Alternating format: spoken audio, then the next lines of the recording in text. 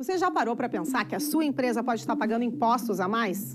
O nosso sistema tributário é bem complexo e é comum as empresas pagarem mais do que o devido. Saiba que é possível recuperar os valores dos últimos 5 anos e reforçar o seu caixa. A Fortus Tax é especialista no assunto e já ajudou muitas empresas nos seus 18 anos de atuação. E o mais importante, você só paga pelo serviço depois que o dinheiro estiver na sua conta. Fortus Tax. Pagar o justo é o nosso forte.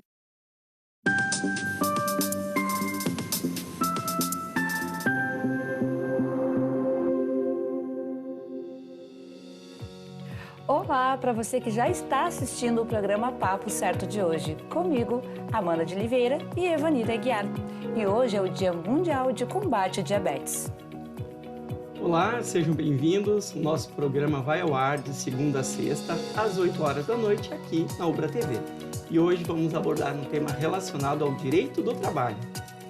Vamos conversar com o Dr. Roberto Santiago, pós-graduado em Direito Trabalhista e Previdenciário, para falar sobre as punições no ambiente de trabalho. Quais são as possibilidades e limites da legislação brasileira? Boa noite, doutor. Muito obrigada por estar conosco aqui no Papo Certo. Boa noite, Amanda. Boa noite, Evanir. Eu que agradeço o convite para a gente falar desse tema que ele é tão importante e ele é tão presente no dia a dia das nossas relações, né? E você aí de casa já pode enviar a sua pergunta ou comentário pelo nosso WhatsApp 51 3029 8080, que o Dr. Roberto vai responder aqui no programa. Nós já voltamos.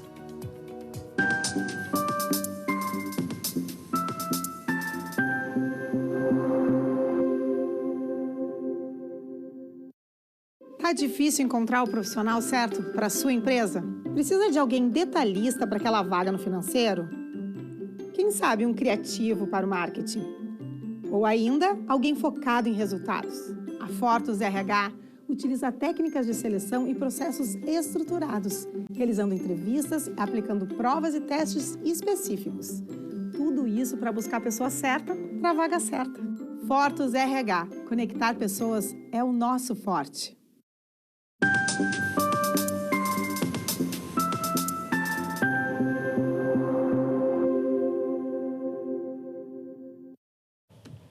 O Papo Certo está de volta e eu te convido a interagir conosco pelo WhatsApp para tirar todas as suas dúvidas. E aproveito para lembrar você aí de casa que também estamos ao vivo pelo YouTube e Facebook.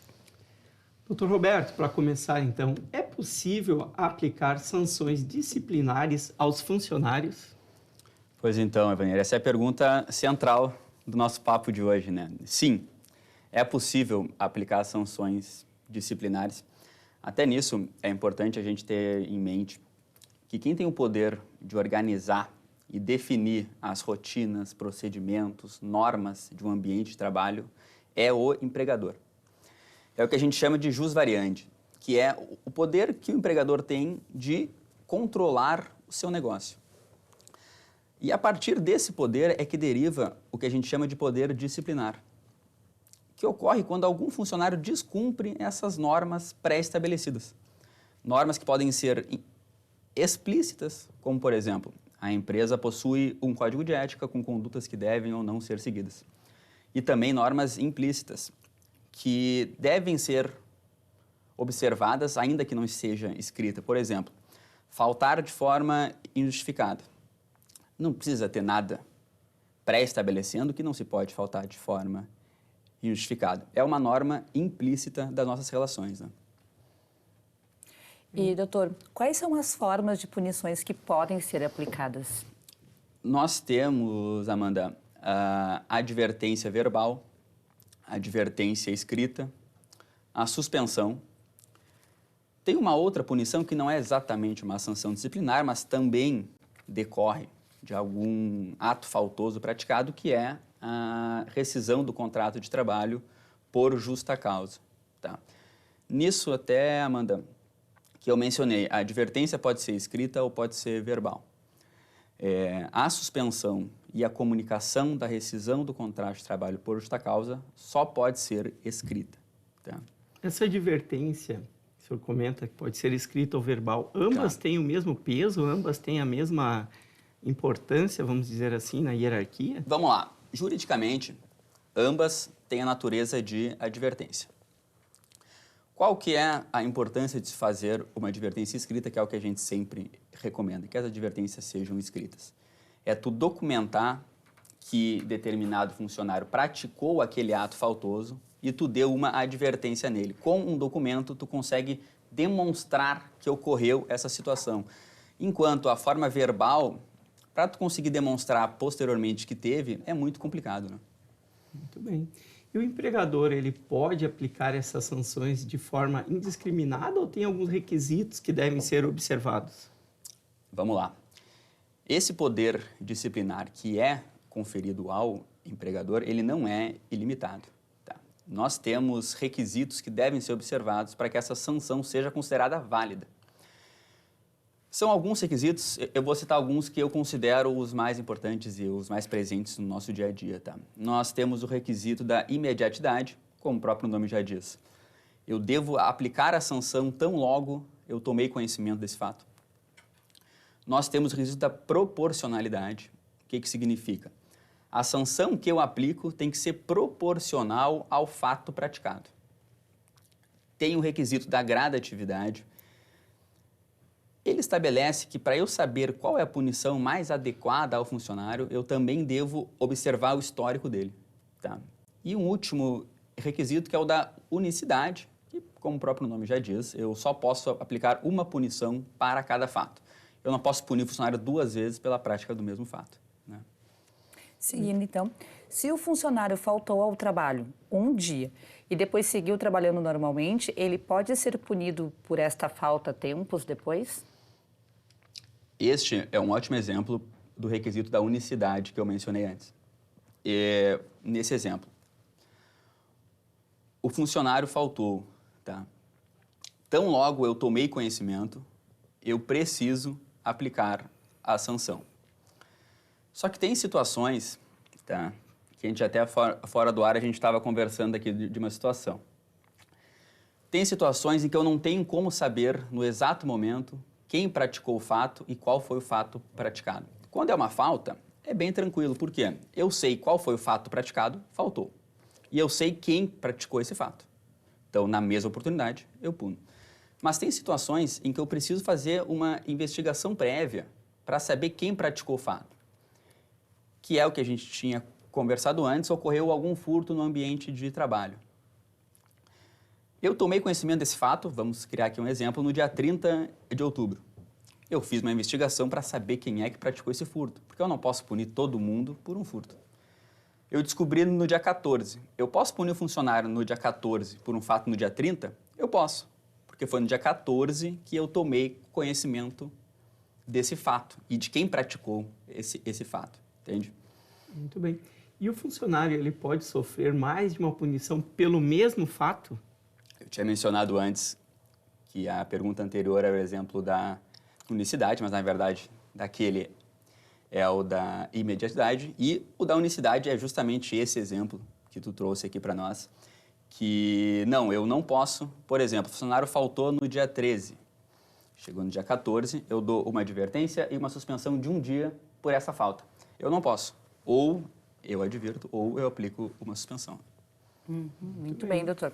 E existe algum regramento que deve ser seguido sobre qual punição aplicar em cada situação?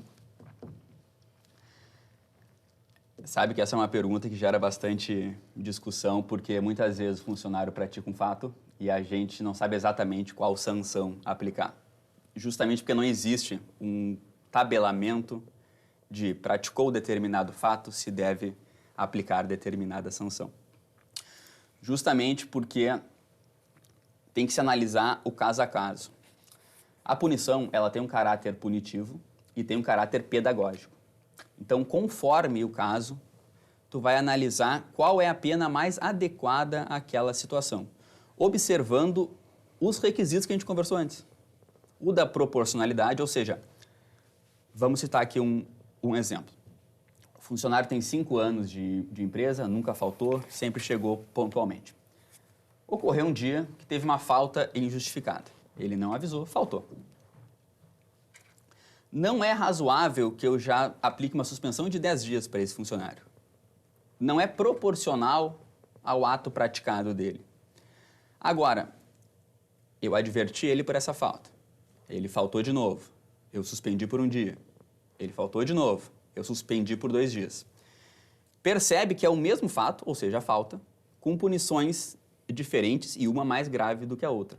Por quê? Eu também preciso observar, que é o requisito que a gente conversou antes, da gradatividade. O histórico do funcionário tem que ter peso para definir qual sanção mais adequada àquele caso. Então, vai bem da análise caso a caso, qual é a mais adequada para aquela situação e para aquele funcionário. Tem uma coisa, né, doutor? Dependendo do funcionário, ele faltou, não justificou, aí ele leva uma suspensão. Talvez ele queira mesmo ficar em casa, então aí, por isso que ele fez de novo, para ficar daí 2 dias em casa e por aí segue. Já ficou em casa, já. E o funcionário, ele pode ser despedido por justa causa pela prática de um único fato? Às vezes a gente tem esse ditado, um mito, de que precisa primeiro advertir, depois suspender por 1 dia, 2 dias, e não necessariamente. Tá? Terão situações que são tão graves a ponto de, sim, por um único fato, ser demitido por justa causa, justamente pela proporcionalidade. Então, são casos que são tão graves que é proporcional que, pela prática de um fato, eu já rescinda. Por um exemplo, tá? Que até isso é bem tranquilo na nossa jurisprudência, que é a questão do atestado falso. O funcionário que apresenta atestado falso é o que a gente sempre comenta para os nossos clientes. Não existe apresentar 2 atestados falsos. Só apresenta um e vai ser demitido por justa causa. Porque o cometimento desse fato, por si só, já é grave o suficiente, tanto que é um crime que a gente tem previsto no nosso Código Penal. Né? Muito bem. E, doutora, quais as situações que podem levar à demissão, então, por justa causa? Além desta que tu citou agora, do atestado falso. O artigo 482 da CLT estabelece diversas situações em que o empregador pode demitir por justa causa. Vai desde desídia, ato de improbidade. São diversas situações, tá? Agressões verbais contra superior hierárquico, briga entre colegas. E todas essas situações entram no que a gente sempre conversa sobre a proporcionalidade, de tu analisar esse fato que é previsto, se é proporcional à rescisão do contrato de trabalho. Né? Muito bem. E como funciona a punição escrita? Há requisitos formais que devem ser observados para aplicar? Essa é uma pergunta que também sempre surge, o que a gente aconselha, tá? Quem tem que fazer prova desses requisitos é o empregador. Então, a gente aconselha que nesse documento se consiga extrair o preenchimento de todos esses requisitos. Por exemplo, nesse documento tem que ter a data que praticou o fato e a data que tu está comunicando da sanção. Para quê? Para ver se foi preenchido o requisito da imediatidade. Também tem que ter a descrição do fato e qual foi a sanção aplicada, para ver se foi proporcional à sanção. Por exemplo, tá? Suspenso por 1 dia por ato de desídia. Seria possível isso? O que é desídia, doutor? Vamos lá.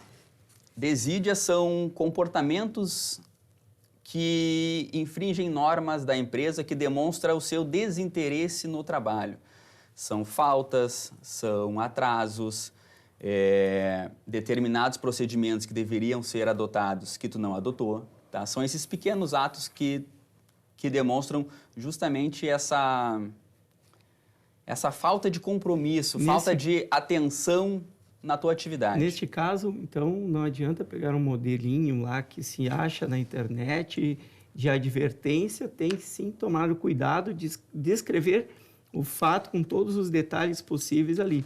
Até porque é uma prova para o empregador. Justamente. E para que o empregado tenha certeza do fato que ele está sofrendo aquela advertência. Porque é uma segurança, às vezes a gente tem essa ideia que é uma insegurança pro empregador, mas na verdade é para os dois. Porque eu preciso saber pelo que eu estou sendo punido também, sabe? Até naquilo que a gente conversou, que as punições também têm que ter caráter pedagógico. A partir do momento que eu não comunico ao meu funcionário o motivo que ele está sendo punido, como que ele vai corrigir? Se ele não sabe nem pelo que ele está sendo punido, sabe? Então, é sempre importante nesse documento deixar claro essas situações. Né?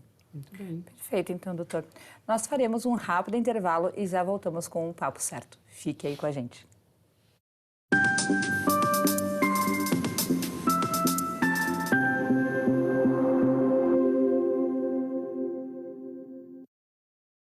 Em tempos de juros altos, margens reduzidas e incertezas, rever estratégias é fundamental para manter o seu negócio competitivo.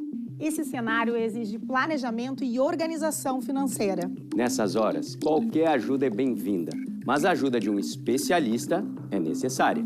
A Fortus Consulting conhece na prática e tem as soluções adequadas para cada situação. Fortus Consulting. Melhorar os seus resultados é o nosso forte.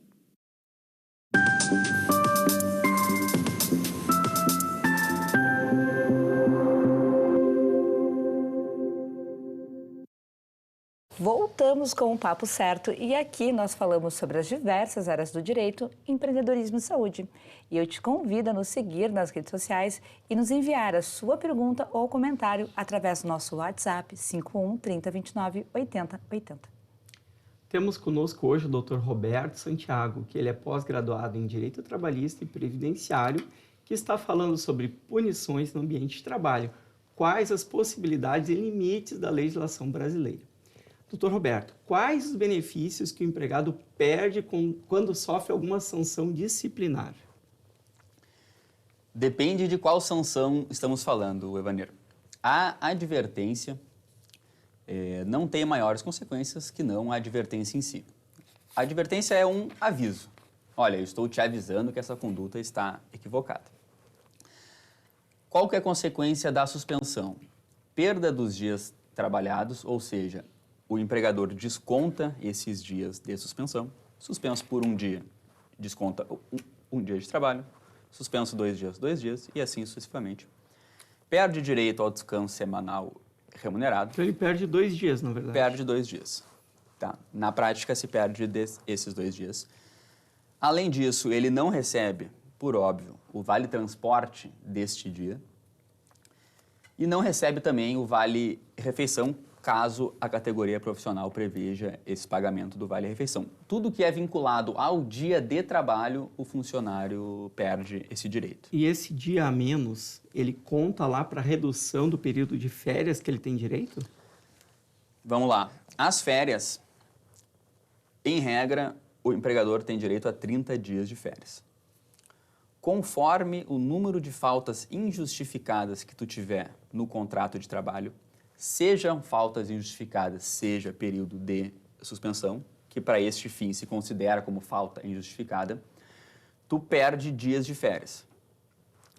Não é um por um, tá? Tem uma tabela na CLT que estabelece de tantas a tantas faltas injustificadas, 24 dias de férias. E assim vai até que tu perca todo o teu direito das férias. Então, se ao longo de 360 dias tiver lá 30 dias de suspensão, provavelmente perderá o direito às férias. Perderá o direito às férias. Muito interessante esse cálculo, doutor.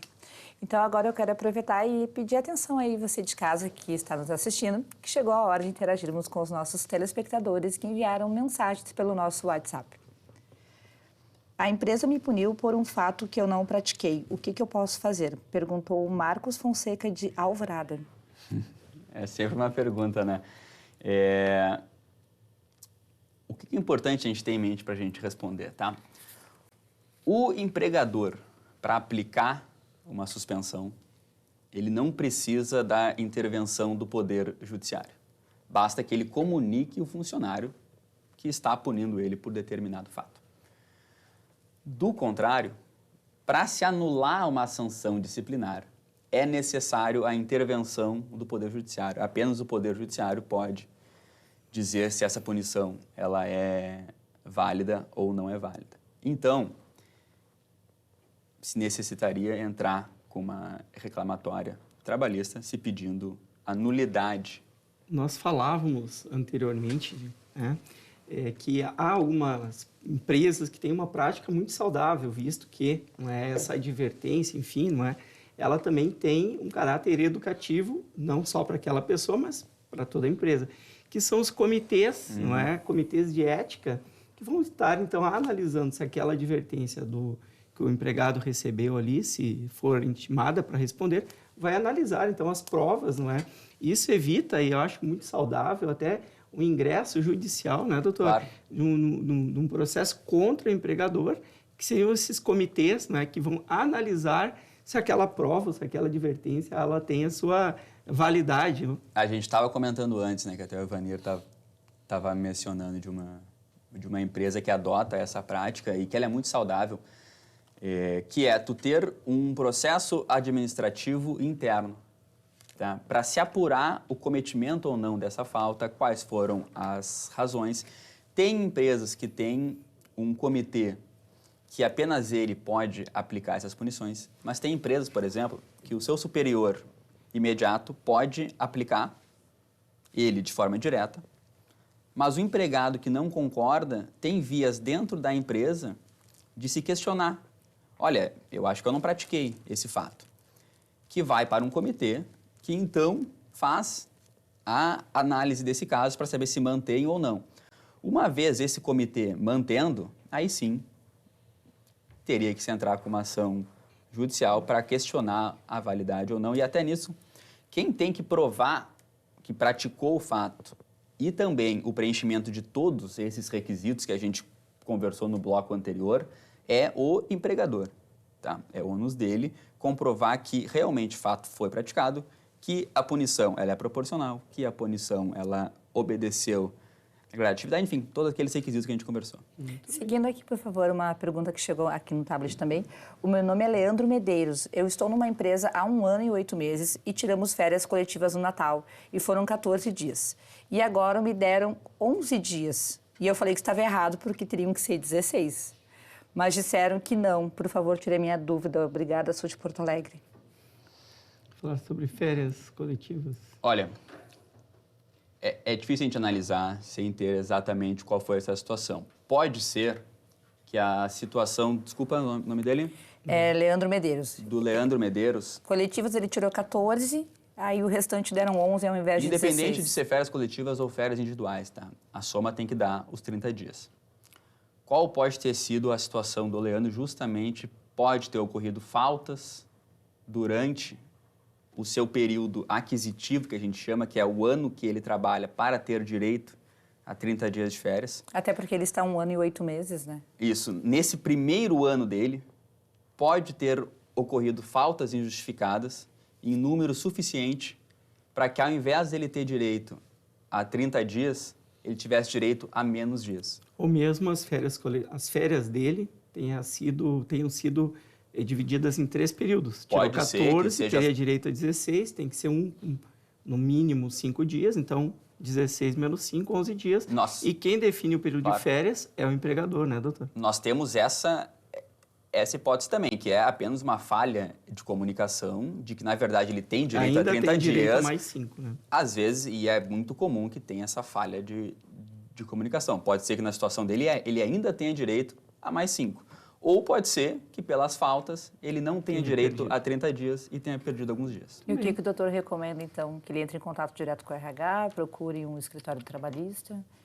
A gente sempre recomenda que essas questões sejam resolvidas internamente, que se converse, porque muitas vezes é falta de comunicação entre as pessoas. Boa parte das ações que a gente pega poderiam ter sido resolvidas lá no início, conversando. Então, sim, primeiro que se converse com a empresa, até para entender que a gente aqui não chegou a uma conclusão, se ele tem direito a mais 5 ou se ele perdeu o direito. Então, primeiro, conversar para conseguir entender bem qual é a situação dele, né? Bem, voltando ao nosso tema, por quanto tempo o empregador ele pode suspender um funcionário? O período máximo que a legislação autoriza são 30 dias corridos. Tá? Qual é a consequência se tu suspende por mais de 30 dias corridos? É considerado como uma rescisão do contrato sem justa causa. Tá? Então, 31 dias já considerados corridos, não... Corridos. Ele pode ser punido 45 dias durante o ano.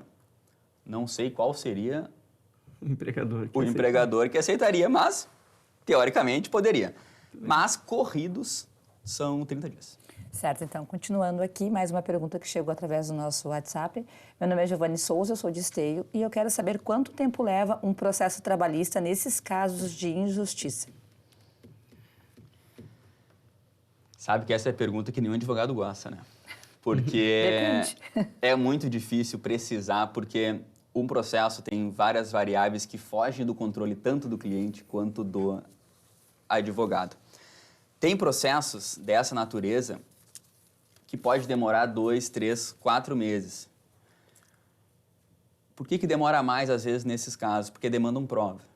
Se demanda prova, vai ter que ser marcada uma audiência para se ouvir as testemunhas. A gente pega a vara do trabalho que marca a audiência em 4 meses. Mas tem varas que a audiência demora 18 meses. Então, não tem como garantir que vai ser um processo rápido para se discutir isso, sabe? Certo. Doutor, o que o empregador não pode aplicar como pena? Todas as penas que, de alguma forma, sejam humilhantes ao funcionário, tu não pode aplicar. Por exemplo, que nas escolas antes se falava muito, deixar no cantinho do castigo que se falava. Não pode, porque tu não pode expor o funcionário perante aos outros, tá? Por isso que geralmente se dá a pena de suspensão, porque ela é uma pena unicamente pecuniária, né? Seguindo aqui, então, sou obrigada a assinar a advertência ou eu posso recusar? E o que acontece se eu assinar uma advertência no trabalho? Se eu não assinar? Nenhum funcionário, nenhuma pessoa é obrigado a assinar um documento com o qual ele não concorda com o conteúdo. A assinatura de um documento é a ratificação do que está ali, tá? Tu não pode ser punido por se negar a assinar uma advertência, tá? Qual que é a consequência quando tu assina? Tu ratifica que aquele fato ali descrito, ele aconteceu. Claro que terão situações, e no ambiente laboral, infelizmente, é mais comum do que a gente gostaria, que o funcionário é pressionado a assinar sob pena de ser demitido, sob pena de sofrer outras consequências mais graves, e ele acaba assinando esse documento, mesmo que não concorde com esse fato. Mas depois ele pode recorrer dessa situação, provando que foi coagido, por exemplo. Exatamente. Depois ele pode, demonstrando, olha, apesar de eu ter assinado, eu não concordo com o que foi decidido e eu assinei mediante coação, mediante alguma situação que tu demonstre naquele... E aí aquela advertência, mesmo que tenha sido escrita, ela perde a sua validade. Ela ainda... E cabe ao patrão daí comprovar que ela... Ela ainda assim pode ser anulada. Se torna mais difícil? Sim. Mas, ainda assim, ela pode ser anulada. Perfeito. Então, eu quero agradecer ao Dr. Roberto pelos esclarecimentos e por ter aceito o nosso convite. Eu que agradeço o convite. Muito obrigado. Estou sempre à disposição para quando vocês precisarem. Bem, e eu agradeço você de casa e a nossa equipe técnica pela audiência. Lembro que o nosso Papo Certo ele é reprisado de segunda a sexta, às 7h30 da manhã, aqui na Ubra TV. E nós voltamos amanhã ao vivo para mais um Papo Certo. E você é nosso convidado. Esperamos vocês.